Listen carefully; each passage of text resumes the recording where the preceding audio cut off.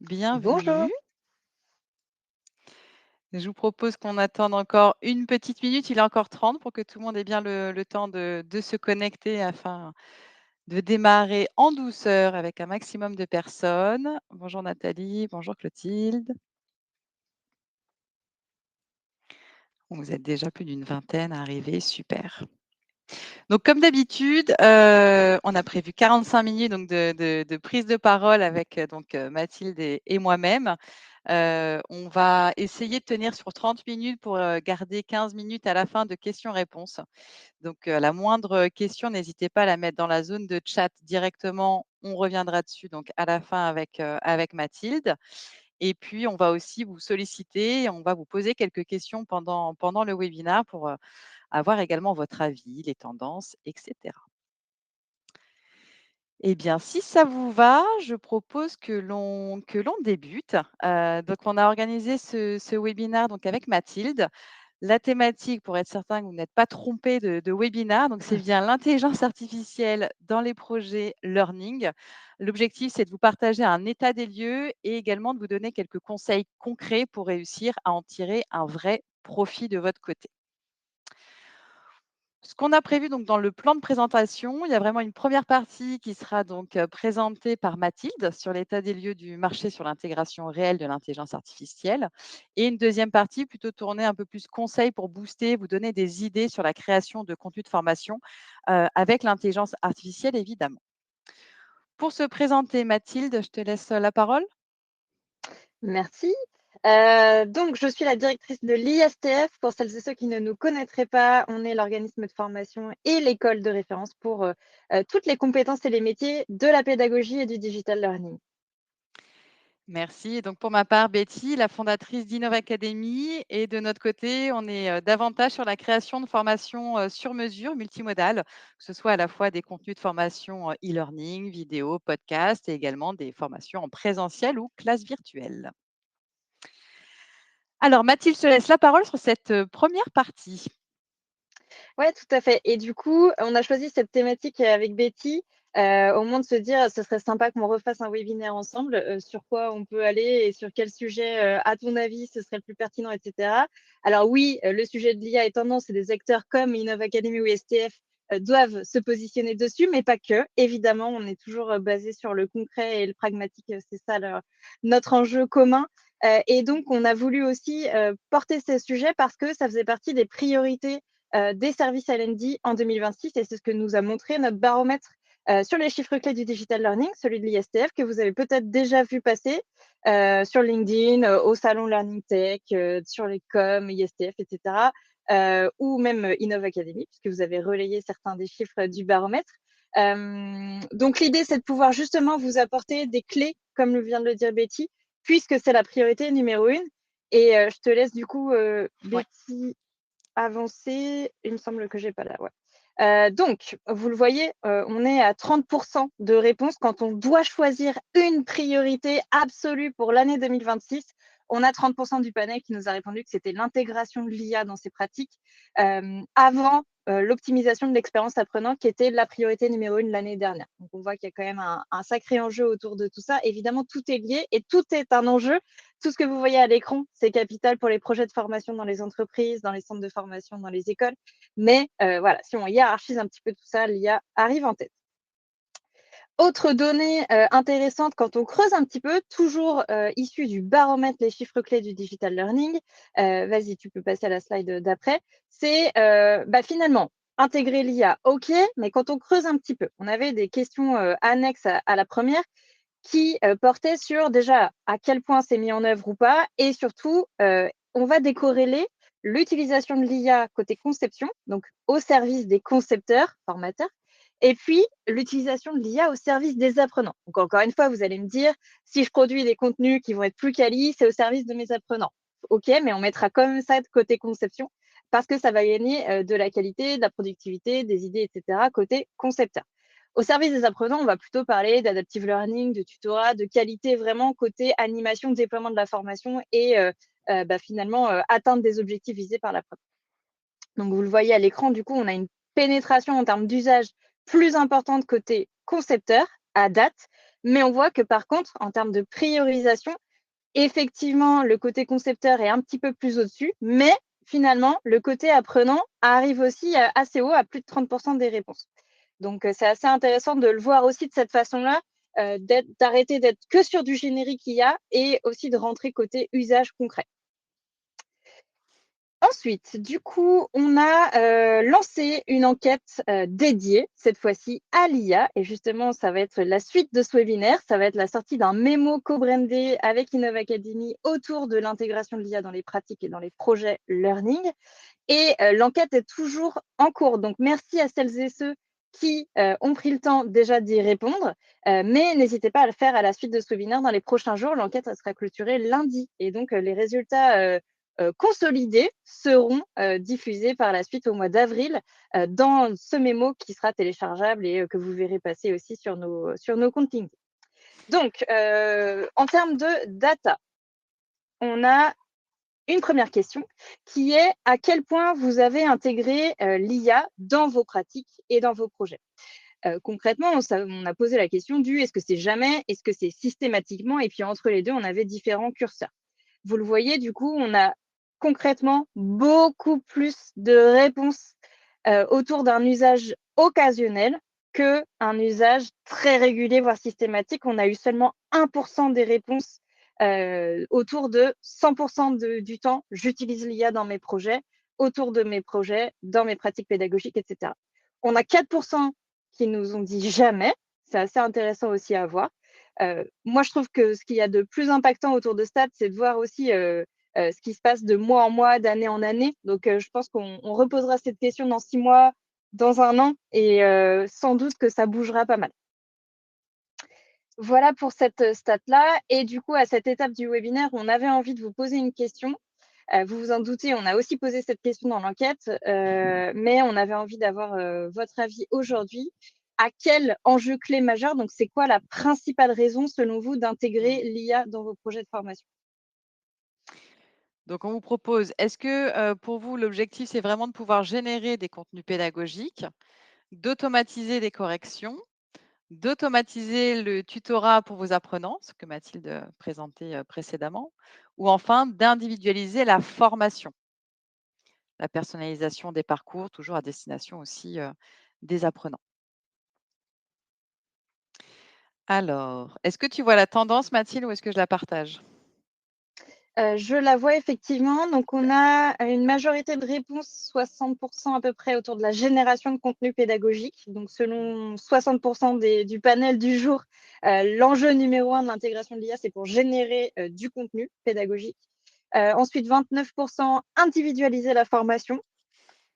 Automatiser les corrections et automatiser le tutorat viennent à 6 chacun, donc ouais, pas beaucoup de Mmh. réponses et on va voir ce qu'a donné, l'enquête avec un panel plus important du coup que celui Et d'aujourd'hui. ouais, et n'hésitez pas, il y a peut-être aussi, d'autres, enjeux qu'on ne Mmh, vous a pas proposés. N'hésitez pas à nous le partager aussi dans la zone, de chat, c'est fait pour ça. ouais, tout à fait. Alors du coup, le panel, de notre enquête, Focus IA qui a été déployée du coup, sur le mois de mars, et qui à date a à peu près 150 réponses. On voit que ça suit un petit peu la tendance du jour, mais quoique, puisqu'on a une majorité de répondants, 44 qui nous ont dit: «L'enjeu numéro 1, c'est individualiser la formation», donc ce qu'on appelle l'adaptive learning. Si on a besoin de détailler ça, n'hésitez pas à nous le dire, dans la zone de chat. Ensuite, on a 34 des personnes qui nous ont dit: «L'enjeu numéro 1, c'est la génération de contenu», donc ça reprend, ce que nous ont dit la majorité d'entre vous Mmh. aujourd'hui. Ensuite, on a automatisé les corrections à 7 automatisé le tutorat des apprenants à 3 Cette réponse-là, en tout cas cette stat-là, moi personnellement, m'a hyper surprise, parce que je m'attendais à ce que ce soit beaucoup plus et surtout quand on voit que 44 des répondants nous ont dit que individualiser la formation, c'était l'enjeu clé. Donc pour moi, ça a du sens, mais à croire que, voilà, on verra ce que le mémo va sortir, au final de manière consolidée, mais c'était assez, intéressant de voir ça en tout cas. Il y a vraiment une décorrélation a priori. Sachant que le Heu, tutorat est vraiment un point clé en termes d'engagement et de réussite, de la part de vos ouais, apprenants dans les parcours de formation, donc c'est quelque chose quand même de très, très ouais, intéressant tout à à travailler fait. avec l'IA. sans doute qu'il y a peut-être cette notion encore de tutorat live que l'on distingue de tout ce qui va être dans la famille de l'adaptive learning et de l'individualisation, plutôt côté parcours, contenu, etc. Ce qui était aussi intéressant de voir, c'est qu'au-delà de ces 4 propositions, on avait une 5e proposition qui était aucun. Enfin, ça n'a pas d'intérêt. 12% des réponses quand même. Donc, un certain nombre de personnes restent convaincues que l'IA ne va pas servir à, en tout cas, ces 4-là, qui étaient quand même les 4 grosses tendances actuelles de l'intégration de l'IA dans les projets. Mmh. Et question intéressante également, qui fait sûrement trembler la planète pédagogique, même si on sait et on s'entend que non, mais il y a quand même matière à s'interroger sur ce sujet de est-ce que Mmh. l'IA va remplacer ou en tout cas va faire diminuer le nombre de formateurs en activité. On a 63% des personnes qui nous disent oui, ou en tout cas, enfin, c'est ni oui ni non, mais le rôle du formateur va devoir évoluer pour exister. Donc, c'est oui et en même temps non, mais quand même, il va falloir bouger, faire S'adapter, évoluer ouais. ses pratiques et c'est Mmh. déjà le cas. Donc là, on enfonce un peu une porte ouverte. On le sait, il faut faire changer ses pratiques et je pense que vous êtes là pour cette raison aussi aujourd'hui. On a quand même 33% des personnes qui nous disent non, l'IA ne va pas faire diminuer le nombre de formateurs car ce n'est qu'un outil. Là aussi, on enfonce une porte ouverte, on en est tous conscients, on est tous d'accord pour se le Mmh. dire, il n'y a pas de souci là-dessus. Mais ce n'est finalement que 33% des réponses. Et puis, pour seulement 4% des réponses, on a un oui. Donc, est-ce que là, il y a 4% des personnes qui ont répondu à l'enquête qui sont très en avance de phase, ou alors très lucides, ou je ne sais pas, très portés sur l'IA. Ils ont peut-être aussi un intérêt à répondre à cette question de cette façon-là, ou une conviction. En tout cas, moi, ce que je sais, c'est que je suis assez d'accord avec les 3 propositions finalement. Et si j'avais répondu à l'enquête, je ne sais pas laquelle des 3 j'aurais choisi. Et en fait, si on peut reformuler ça autrement, il y a deux questionnements autour de oui, ça va en tout cas impacter le métier du formateur. Et à la question si ça diminue le nombre de formateurs, il faut se poser la question autrement. Est-ce que ce sera parce qu'on aura tellement gagné en qualité et en productivité grâce aux outils d'IA que il y aura moins besoin de formateurs pour le même nombre d'apprenants? On Mmh. réussira à former autant d'apprenants avec moins de formateurs parce que du coup, ils gagneront du temps et pourront bosser plus efficacement, plus rapidement, etc. Ou est-ce que on diminuera le nombre de formateurs à cause de l'IA parce que l'IA aura autant de valeur qu'un formateur? Et c'est 2 questions très différentes et une fois qu'on en est là, on peut vraiment se demander, en fait, quelle est la valeur du formateur? C'est ça la vraie question selon moi et à Tout à partir du fait. moment où on se la pose, on saura bien intégrer l'IA et c'était le cas, rappelez-vous, il y a 20 ans, quand on se posait la question du e-learning, est-ce que ça va remplacer le présentiel? C'est pareil, sauf que ça va beaucoup plus vite et que c'est beaucoup plus puissant. Voilà pour cette question, brûlante. N'hésitez pas, hein, Et toujours dans la zone de chat à nous partager un peu vos ouais, retours, sur ces statistiques également. tout à fait.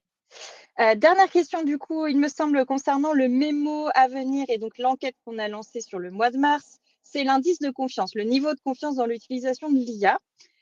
Où on a eu 61% des répondants qui, globalement, ont un indice de confiance mini, c'est-à-dire peu Mmh. élevé, et qui nous ont dit il faut l'intégrer comme un outil dont on peut se servir uniquement en cas de besoin. Donc, vraiment, j'y vais que si, voilà. 61% quand même, 6 personnes sur 10. Ensuite, on a 3 personnes sur 10 qui nous disent avoir un niveau de confiance moyen. Donc, c'est vraiment, voilà, OK, mais il faut vraiment se poser la question, l'intégrer, mais à condition que ce soit au service de quelque chose qui m'apportera ou qui apportera de la qualité pour mes apprenants, pour mon dispositif, pour mon entreprise, donc de manière très raisonnée. Et puis, 10% qui se disent non, il faut l'intégrer partout, tout le temps, dès lors que ça aura attrait à un projet de formation, à chaque étape, je l'intègre. C'est révolutionnaire et surtout, c'est créateur de valeur. Donc, Mmh. pareil, moi, j'ai envie de me projeter dans 6 mois, dans un an, pour voir comment évolueront les réponses.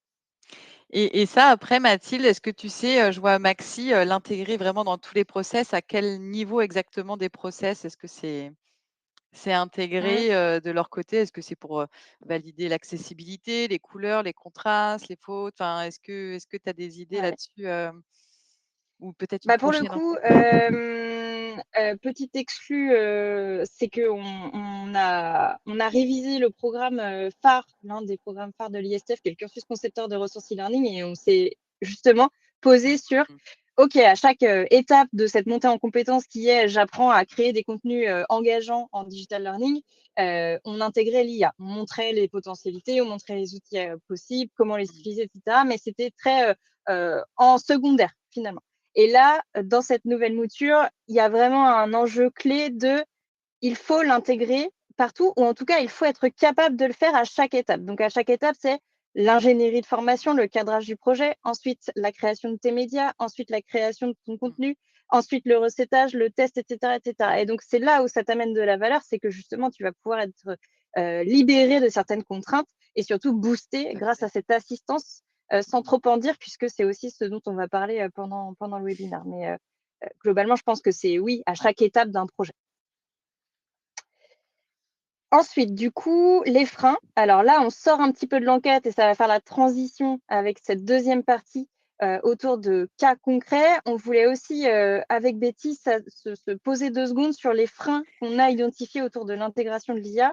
Donc là, c'est plus nous, nos métiers, notre expertise, les clients qu'on accompagne, les équipes pédagogiques avec lesquelles on travaille au quotidien, et ce qu'on observe sur le terrain concrètement qui nous Mmh. font un petit peu synthétiser ça comme ça. Le premier frein, très concrètement, dans beaucoup de structures, des grands groupes, dans certains domaines d'activité, c'est les restrictions IT, la sécurité, la question des confidentialités de données. C'est aussi la raison pour laquelle on a des groupes qui créent leur propre modèle d'IA pour rester en circuit fermé et pas laisser s'échapper des données qui n'auraient pas à partir de l'entreprise.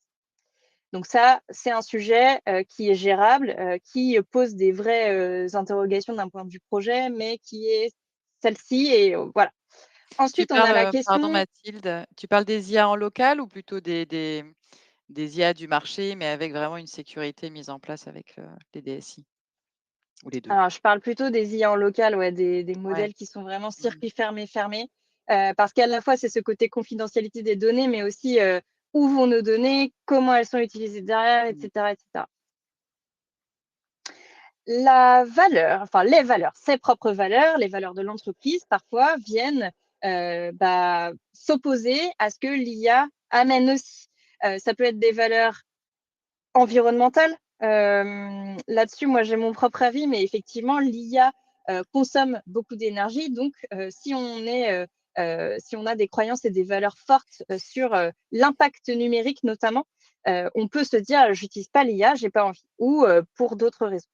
Il y a aussi ce qu'on appelle la perte de savoir-faire, d'agilité intellectuelle. On a pas mal d'individus finalement qui se disent ah ouais, mais quand j'utilise l'IA, du coup, j'utilise moins mon cerveau. Donc, on peut se dire, je Mmh. transfère mes compétences, je développe d'autres compétences, mais quand même, je ramollis, entre guillemets, mes capacités intellectuelles. Donc, ça peut être un frein chez certaines personnes et se dire, ah, alors, là, j'utilise pas l'IA cette fois-ci, je vais faire le travail moi-même, ça va me prendre 2 heures au lieu de 20 minutes, mais je veux muscler mon cerveau, je veux continuer à l'entretenir, etc. Et puis, dernière chose, c'est la méconnaissance. Évidemment, ça, c'est le frein qu'on voit le plus souvent, qui est le plus diffus. Et bonne nouvelle, c'est qui est le plus finalement effaçable parce qu'on peut accompagner au changement, on peut faire découvrir les potentialités, on peut faire prendre en main des outils, on peut former ses équipes, etc. Donc là-dessus, dès lors qu'on identifie que le frein principal, c'est la méconnaissance des équipes, on peut activer certaines choses, certains leviers pour justement venir contrer ce manque de connaissances. Tout à fait. Je vois qu'il y a déjà Petit 2 point questions. d'interrogation. Ouais, Ouais, voilà, c'était vas-y. pour les questions, mais aussi pour vous interroger sur vos freins. S'ils font pas partie de ces 4-là aussi, ce serait intéressant d'avoir, les avis, des Ouais. personnes participant aujourd'hui. Est-ce que je te propose de répondre avec déjà une question qui concernait, avez-vous les raisons pour cet indice de confiance? Non, la Ici. l'enquête, ne va Mmh. pas jusque-là. On est OK. vraiment c'est une petite enquête pour celles et ceux qui n'auront pas répondu encore ces 4 questions, donc allez-y. Mais on n'a pas creusé sur les raisons, du niveau de confiance. Tout à fait. Et une autre question auquel on va répondre, c'est en effet sur le frein lié à la méconnaissance. Comment faire un choix pertinent à travers ces multitudes, en effet, d'outils d'IA qui sortent tous les jours? On va essayer d'y répondre également par la suite. Mmh, tout à fait. Parfait, merci Mathilde pour le partage. Donc, en avant-première, comme vous disiez Mathilde, l'enquête n'est pas encore terminée, donc elle peut encore évoluer. Bon, on a quand même les grandes tendances qui, je pense, ne vont pas prendre un tournant. L'enquête se termine quand exactement, Mathilde, tu as dit déjà? Lundi? Lundi. Ouais, c'est ça. Donc, Ouais, n'hésitez donc on pas vous à, renverra le lien. ouais, à la fin également, n'hésitez pas à y Mmh. répondre, c'est très intéressant pour nous tous. Maintenant qu'on a vu, voilà, un peu ces grandes tendances, on vous propose et on va essayer de vous partager les conseils, que l'on peut, avoir, dans notre cas, nous, en tout cas, sur comment est-ce qu'on utilise l'IA dans la création de nos contenus. C'est vraiment notre façon de faire. N'hésitez pas à partager aussi dans le chat, à rebondir, si vous êtes d'accord, pas d'accord, si vous voulez compléter. Donc pourquoi l'IA finalement, change, la donne en formation? Pour nous, en tout cas, ça nous permet d'avoir une vitesse d'exécution pour les tâches qui sont les plus chronophages. Je vous donne des exemples. En effet, Mathilde l'a dit sur la partie, par exemple, gestion de projet, les comptes rendus des réunions. On peut enregistrer ou avoir des choses, des templates déjà préfaits où on passait quand même pas mal de temps à rédiger un compte rendu de réunion. Pouvoir, directement aussi relire, pourquoi pas des mails, des contenus de formation, s'assurer qu'il y ait pas de faute d'orthographe, s'assurer, qu'on parle avec la méthode, FALC, facile à lire et à comprendre. Toutes ces choses-là, ce sont pour nous, alors pas des tâches forcément chronophages, mais en tout cas là où l'IA peut nous faire gagner quand même beaucoup de temps, qui nécessitait pas forcément une grande, je dirais, compétence, en tout cas de notre côté. Une efficacité pour nous qui va être, décuplée en libérant davantage de temps. Donc tous ces temps, toutes ces tâches chronophages que l'on peut, aujourd'hui confier à l'IA, eh bien, on récupère ce temps-là, de notre côté pour aller vraiment encore plus loin en termes de, pourquoi pas, scénarisation, pour pouvoir créer des parcours, personnalisés, individualisés, mettre en place, du tutorat. Parfois, on ne le faisait pas parce qu'on n'avait pas forcément non plus le temps. Voilà, on a vraiment davantage de temps dédié à d'autres tâches qui vont apporter davantage, je dirais, de valeur ajoutée, pour les apprenants, finaux. Donc la personnalisation et l'adaptation, des formations par rapport aux besoins évidemment de chacun des apprenants. Là, on a fait quelques tests, c'était sur, une formation où finalement on disait: «Mais quelle ludopédagogie mettre en place? Est-ce qu'on est plutôt sur un profil de tueur, socialisateur et cetera?» Et finalement, bah, on s'est dit: «Bah, faisons les 4 et puis ils choisiront en effet directement leur parcours». Donc c'est vrai que ça nous a pas pris beaucoup plus de temps. Néanmoins, chaque apprenant va avoir un contenu qui lui est propre et en lien avec, ses attentes de formation. Et pour nous aussi, ça nous permet de nous rechallenger, mais aussi, d'arriver à brainstormer davantage. Donc que ce soit sur de la créativité, alors créativité, c'est aussi très large, mais sur le choix de la création des avatars à travers un prompt, on peut décrire quand même davantage la culture de l'entreprise, donner les couleurs de la charte aussi, de l'univers graphique de l'entreprise. On peut lui dire qu'on veut des couleurs punchy et à partir de là, on va avoir plusieurs propositions et c'est vrai qu'en termes de créativité, bah, on peut aller vraiment beaucoup, beaucoup plus loin, là où ça pouvait prendre beaucoup de temps aussi, bah, d'identifier les bonnes couleurs, le bon type, d'univers, graphique et cetera. Donc voilà, un peu, pour nous, là où, l'IA vient vraiment, changer notre métier, au quotidien et dans quel cas est-ce qu'on arrive à l'utiliser nous, aujourd'hui. On vous propose une nouvelle question. Quels sont les outils justement, d'intelligence, artificielle générative que vous utilisez aujourd'hui? Donc dans la zone de chat, si vous pouvez nous partager, un petit peu les différentes IAG que vous pouvez utiliser, alors au quotidien ou non, dans le cadre de la formation ou non, mais de voir un peu lesquels sont aujourd'hui les plus connus sur le marché, et les plus utilisés en tout cas, avec vous, qui travaillez dans le domaine de la formation. Donc on a Gemini pour la génération en effet de texte, Prompt Cowboy, Gemini, ChatGPT, Gemini, Gemini, Gemini, pas mal de pas mal de Gemini. Notebook LM, on va en parler un petit peu aussi par la suite. On trouve que c'est un très bel outil en tout cas pour, nous dans la conception des formations. Claude également, oui, on a pu le tester. Mistral, tout à fait. Bon, on voit un peu Recraft, j'avais pas noté celui-ci. OK, bon, globalement, vous connaissez à peu près tous les mêmes IAG, Perplexity. Merci beaucoup.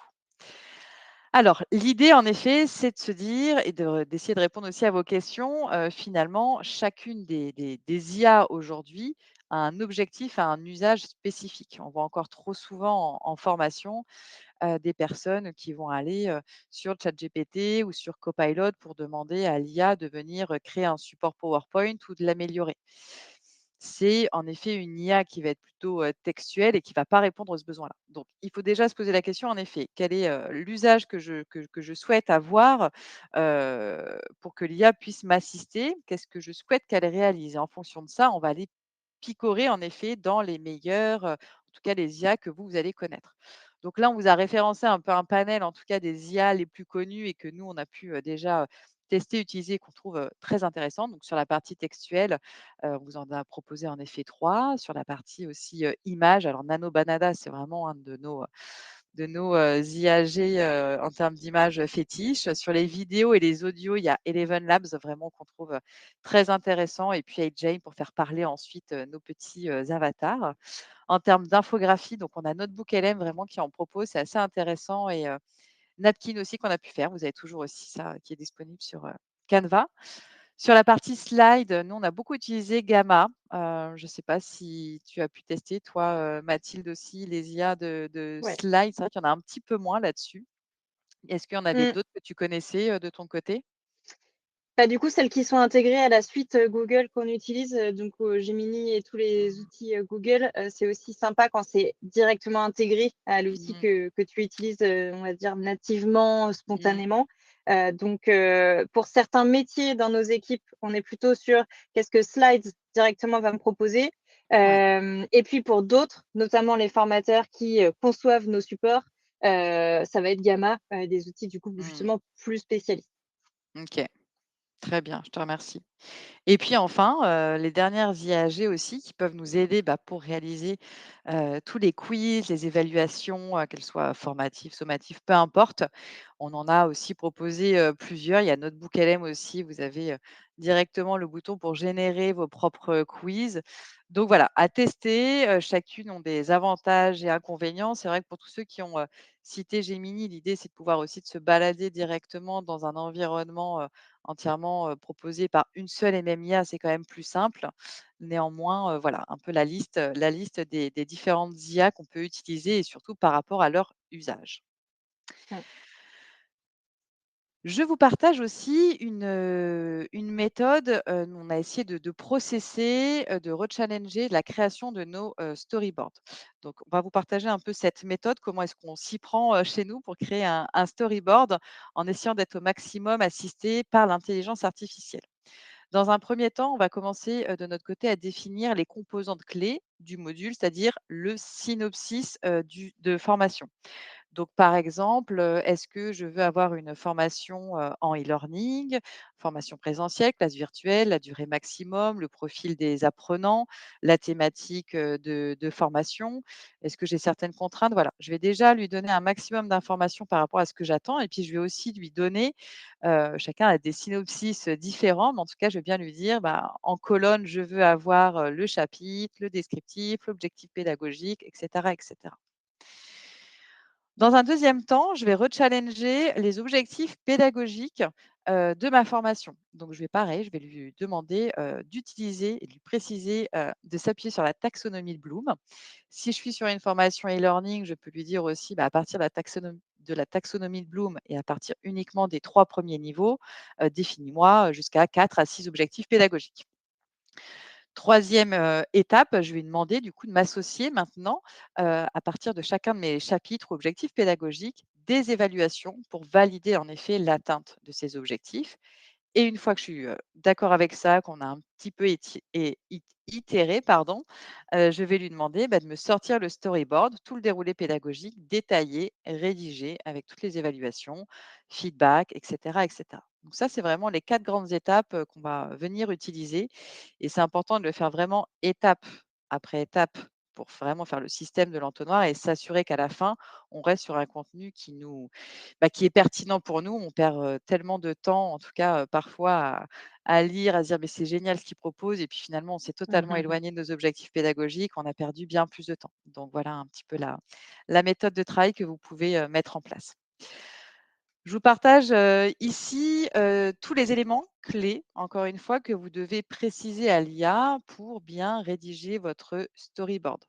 On n'a pas forcément, tout qui toutes les informations pour lesquelles vous allez être vraiment concerné, notamment politique et attentes du cours. Parfois, on n'en a pas forcément, mais en tout cas, on va retrouver tout ce qui va être la méthode aussi, les méthodes pédagogiques à bien proposer pour s'assurer qu'il y a beaucoup d'interactivité et qu'on, mélange, les méthodes pédagogiques, dans votre, formation. Donc voilà, ça c'est un peu la structure, du prompt, que vous devez, avoir en tête et de piquer un peu ces éléments clés pour générer votre storyboard.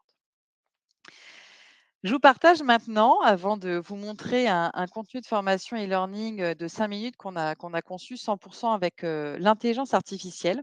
Donc une fois qu'on a conçu ce storyboard, on a été créer un avatar et une image. Ensuite, on a été concevoir quelques voix off pour avoir des audios, des podcasts intégrés dans notre, formation pour l'humaniser. On a créé une vidéo, on a précisé 35 secondes, vous verrez, avec ce même avatar, cette même voix off et ça donne une vidéo où on a l'avatar qui est en train de nous parler. On a généré évidemment quelques quiz pour valider l'acquisition des connaissances et enfin, on a intégré tout ça au sein de la plateforme. On a testé sur Rise 360. Je vais vous partager du coup le contenu de cette formation. Est-ce que Mathilde, tu peux me confirmer que tu vois bien à l'écran comment faire une mousse au chocolat? Tout à fait. Tu nous ouvres Super. l'appétit. Exactement, je vais faire très, très vite. Donc voici une première, image qui a été générée directement avec l'intelligence artificielle. Le titre également, tout le contenu rédactionnel que vous allez voir a été fait 100 avec, l'intelligence artificielle. Donc ici, on retrouve notre avatar, il s'appelle Franck. J'avance un petit peu là-dessus. Donc voilà, de type de quiz assez simple qu'on a pu, concevoir, que vous devez avoir l'habitude, de voir en formation, des propositions de drag and drop. Voilà, est-ce que la farine, c'est un élément qui est utilisé ou non dans la recette de la mousse, au chocolat? Donc ça, c'est une activité que l'IA nous a proposée également. On va passer, hop, ici une nouvelle image qu'on a rendue interactive, qui a été générée aussi avec l'intelligence artificielle et je vais vous montrer une, petite, vidéo. Alors pareil, vous me dites si enfin Mathilde, si tu peux me dire Ouais, si on a bien le son, s'il te plaît? Bonjour les amis. c'est bon. Aujourd'hui, je vous guide dans la C'est bon? Ouais, c'est bon. Merci. création d'une mousse au chocolat classique façon chef français 3 étoiles.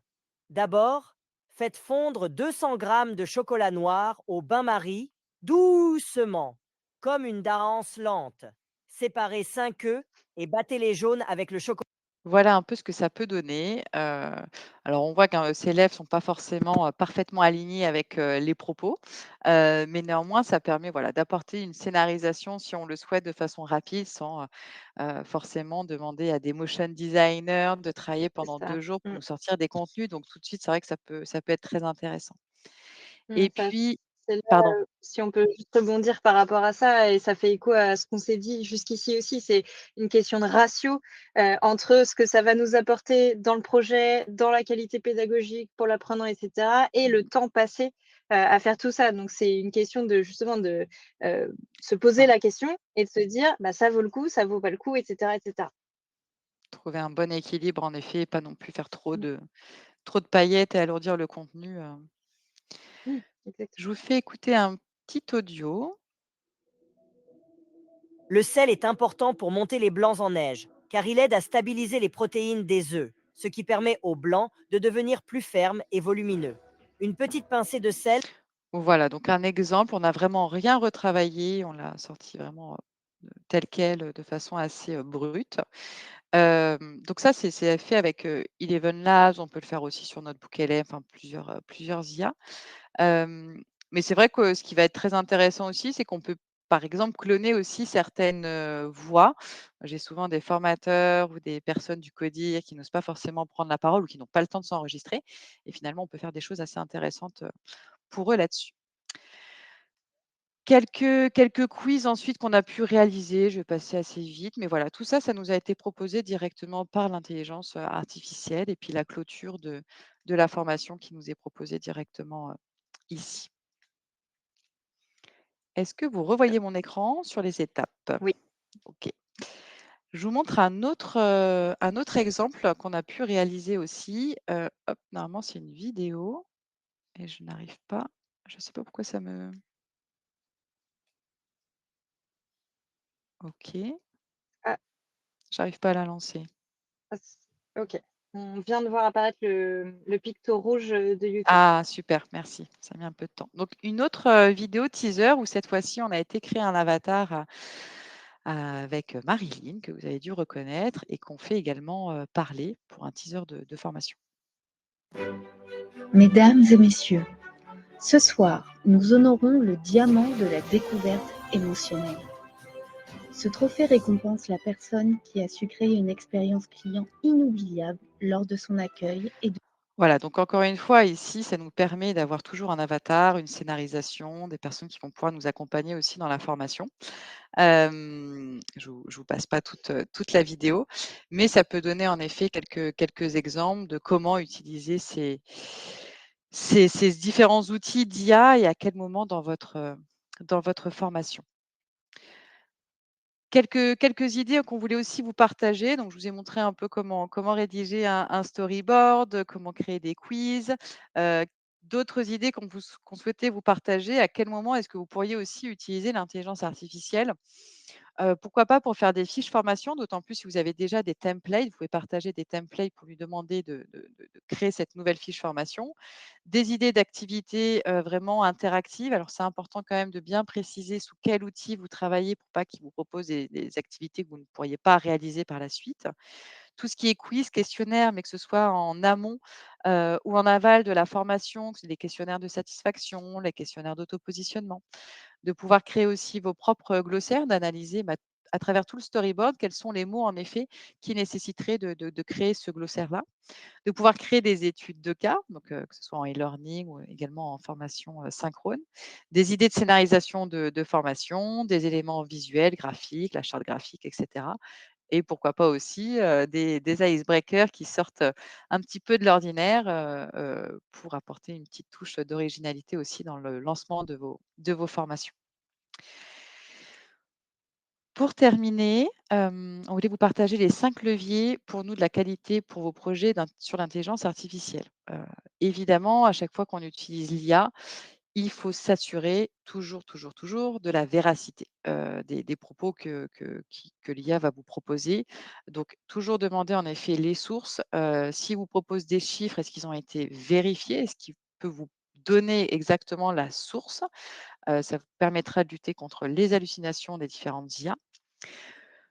S'assurer également de l'alignement. Encore une fois, quand on est plongé dans un contenu et qu'on trouve que ce qu'il nous propose, c'est génial, il faut quand même se poser la question, mais est-ce que le contenu il répond réellement finalement à l'objectif de départ de ma formation? Est-ce que le ton et le style, il est vraiment adapté à votre public cible, à votre culture aussi d'entreprise? Est-ce que l'IA a proposé la mise en pratique et pas seulement de la théorie? Ça, en général, il est aussi quand même, assez fort. Donc posez-vous bien la question, voilà, est-ce que j'ai aussi de la mise en pratique pour assurer que le contenu il soit réellement pertinent pour mes apprenants? Et puis enfin, assurez-vous de la qualité par rapport à l'accessibilité, en formation.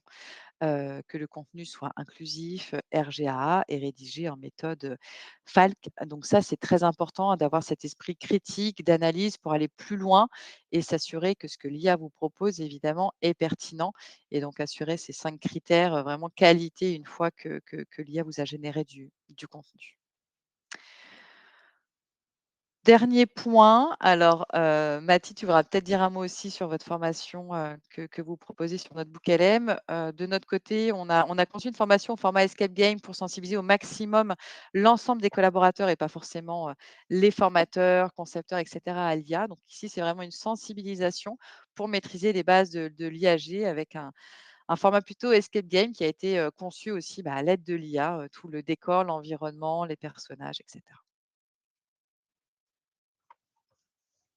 Je te passe la parole, Mathilde, pour parler de ta formation. Oui, effectivement, c'était le petit slot, publicité ou en tout cas, si tous ces sujets vous parlent, évidemment, que ce soit chez Innov Academy ou à l'ISTF, vous, trouverez des actions pour monter en compétences et justement, ouvrir vos chakras ou juste professionnaliser vos usages, de ces différents IA aux différentes étapes de vos projets. Vous pouvez aussi vous dire, moi, j'ai que envie de produire des médias, le reste ne m'intéresse pas. Ça peut faire partie de vos choix.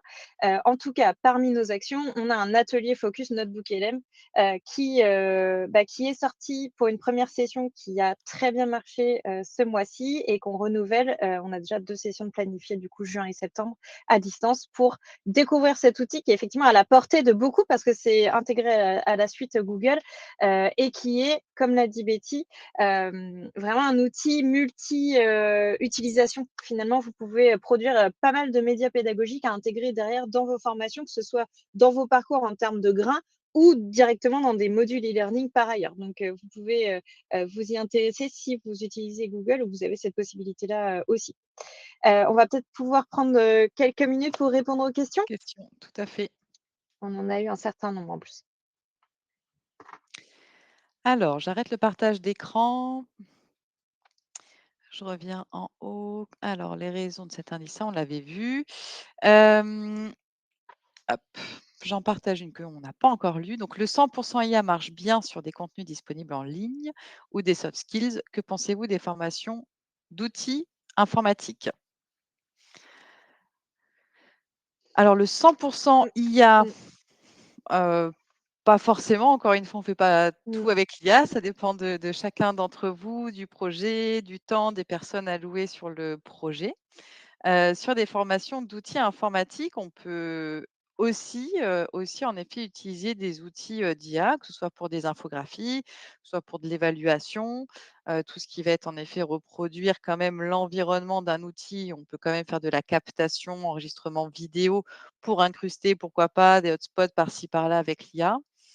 Donc c'est en tout cas, soft skills, ça fonctionne. Pour moi, ça peut aussi fonctionner sur les formations, informatiques. Mathilde, est-ce que tu as Ouais, complètement, je te rejoins. Et puis, il y a aussi la notion de positionnement et d'adaptation de la formation. Dans les formations logicielles, il y a souvent ce pain point qui est remonté de ça répondait pas à mon besoin, c'était pas exactement ce dont j'avais besoin, ça, je l'ai vu pour moi, mais j'aimerais bien ne voir que ça, etc. Donc, ça dépend de quelle formation on parle, encore une fois, mais là où l'IA peut aider, c'est à formuler des questions qui permettront de mieux cibler et ensuite de mieux adresser du coup les besoins et les vrais objectifs, pour moi.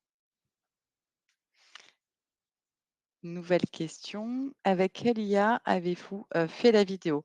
Alors, on en a testé plusieurs et cette formation-là, on l'avait réalisée l'année dernière. Je crois que c'était avec AJane. Je crois que c'était avec AJane. Autre question, Mathilde. Et quelles sont vos réflexions actuelles en termes d'usage de l'IA et de sobriété environnementale? Très, très bonne, très, très bonne Antinomique, question. c'est Tout ça. à fait, totalement, totalement.